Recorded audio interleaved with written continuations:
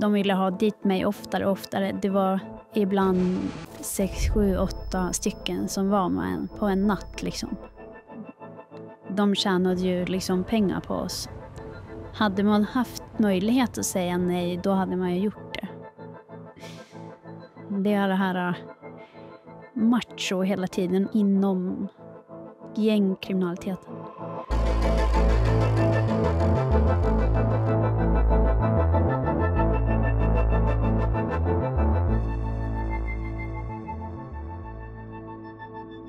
Jag tror typ generellt att killarna liksom i den världen har dålig kvinnosyn, mer än mindre. Men de här killarna, de är väldigt bra på att väcka ens intresse, ge en uppmärksamhet, försöka få en på kroken.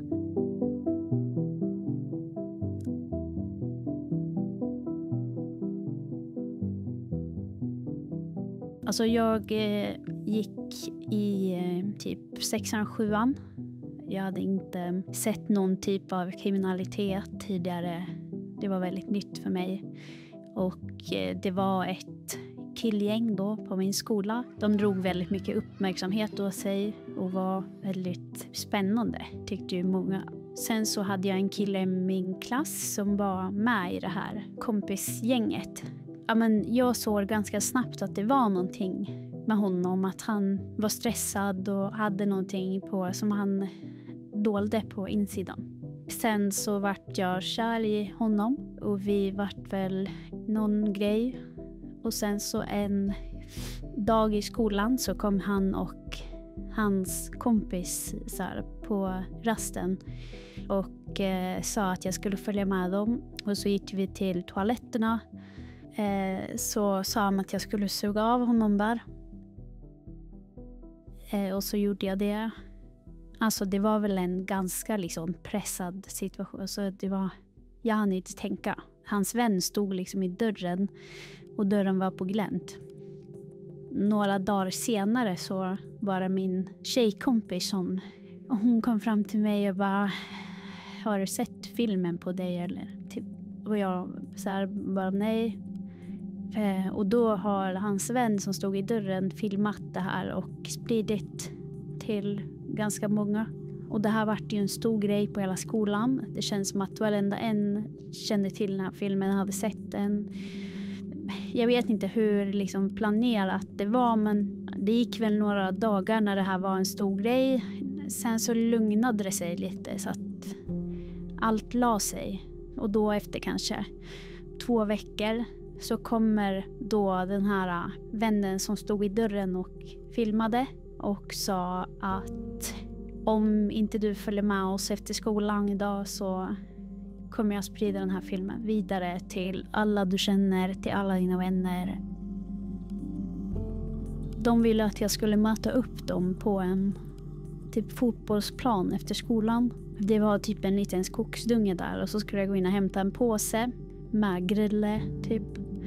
Det var väl första grejen så här. Ja, en brottsliga grejen som de ville att jag skulle göra då.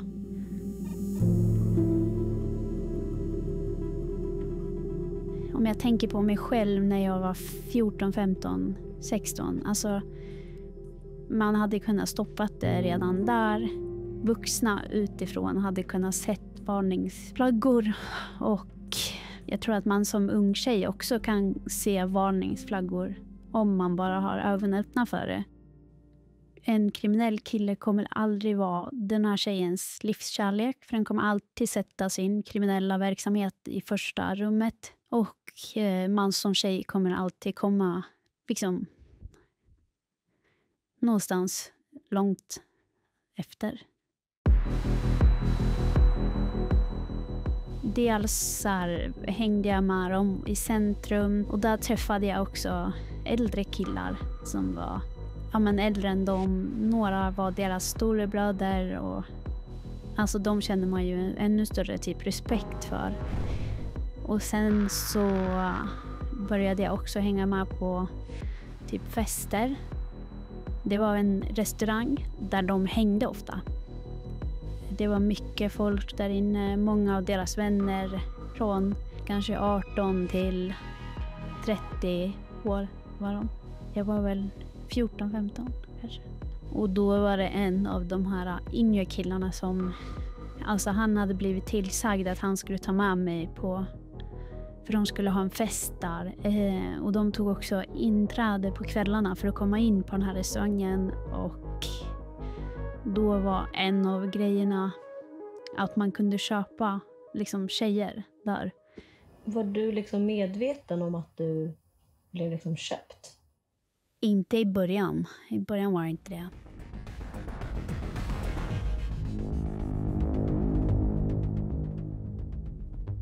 Jag kom dit och fick väl typ något att dricka och jag hade inte druckit så mycket tidigare. Så jag var väldigt försiktig, kommer jag ihåg. Det var nästan bara killar och sen var det väl kanske 2 tjejer till där. Och jag satte mig där i någon soffa med någon. Och sen så kom en av de äldre killarna fram till mig och sa att jag skulle följa med han och hans vän. Då gick vi till ett liksom rum vid sidan typ av restaurangen. Och sen så sa han att jag skulle ta av mig kläderna där. Och då fattade jag att då var jag ju liksom rädd och det var som att mitt huvud typ stängde av. Och jag vågade ju inte göra något annat så jag tog av mig och sen så hade de sex med mig där, båda två.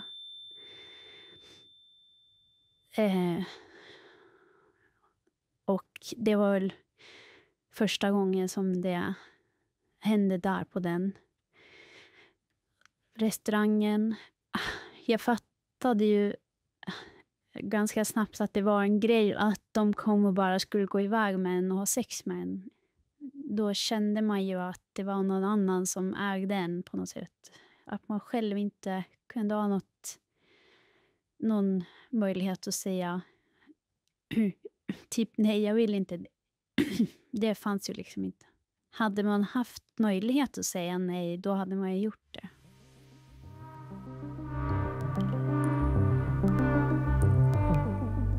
De ville ha dit mig oftare och oftare. Det var på helgerna och på nätterna och de tjänade ju liksom pengar på oss. Vad var det för personer som kom till den här restaurangen? Alltså det var ju spel som liksom det här gängets typ fritidsgård. Alltså de hängde där, de förvarade grejer där. Men sen så bjöd de in andra från andra städer, vänner sådär. Till slut så var det ganska stort så då kommer jag ihåg att de skaffade typ något så här konto på sociala medier och sen så kunde de lägga ut typ en bild eller film på en och skriva så här: ikväll eller i natt har vi den här tjejen här, gratis inträde mellan 23 och 01. Sen så typ skriva vad man kostade och ja. Jag kunde gå till skolan på dagen, åkt hem.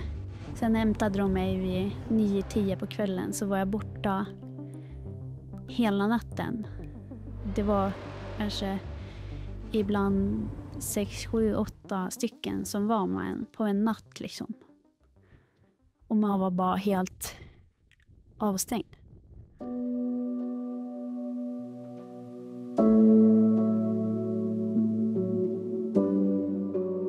När det kommer till de vuxna som liksom runt den tiden, de visste inte vilka varningstecken man skulle leta efter för att se en tjej som var utsatt i gängen till exempel.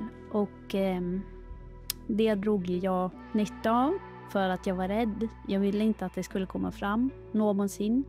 Dels det att de hade inte samma förståelse, men så gällde det väl att vara street smart och det var jag och det tror jag säkert unga personer kan göra än idag. Spela ut sina föräldrar. Och hade jag haft en vuxen som hade mig och förstått redan då, så då är det svårt att se att det hade gått lika långt.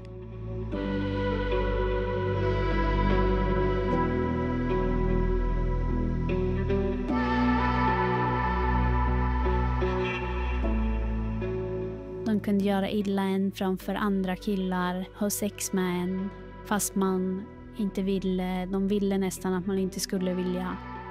Det är det här macho hela tiden, och jag tror inte att om det hade varit där man var i en rum tillsammans med en av dem, det hade inte varit på samma sätt, utan jag tror att dels är det här att de ska skrämma en och allting, men också att de visar hela tiden typ deras springisar och yngre killar det här. Det är så här man gör, det är så här man är mot tjejer. Det är den här kvinnotjejen vi har. Det är så här man har sex med en tjej. Tjejen behöver inte... Det kan vara mot tjejens vilja. Det är så liksom machokulturen ser ut inom den, alltså gängkriminaliteten. Det kanske är vissa killar som känner att, eller som tycker att det här inte är okej. Och särskilt om det är unga. Men det är väldigt sällan som någon av dem vågar säga vad de tycker, utan alla faller för det där. Och det är liksom, det är verkligen så att det är den som styr visar hur man är och hur man beter sig. Och alltså, de har väldigt stort inflytande på alla springisar, på alla yngre. Och det kan ju vara för att de också är hotade och pressade och så här. Det har jag ju också sett och förstått. Men det tar väl inte ifrån att de har skadat mig.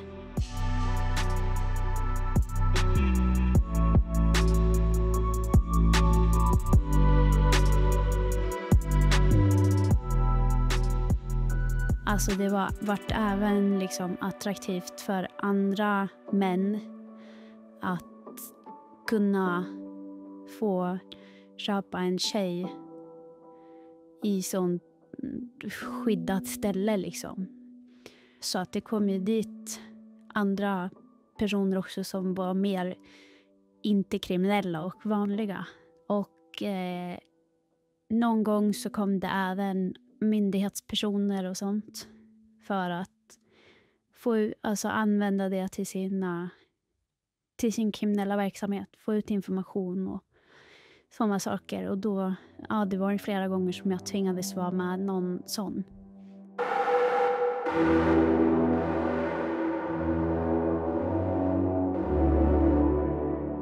Jag har träffat en polis och advokater.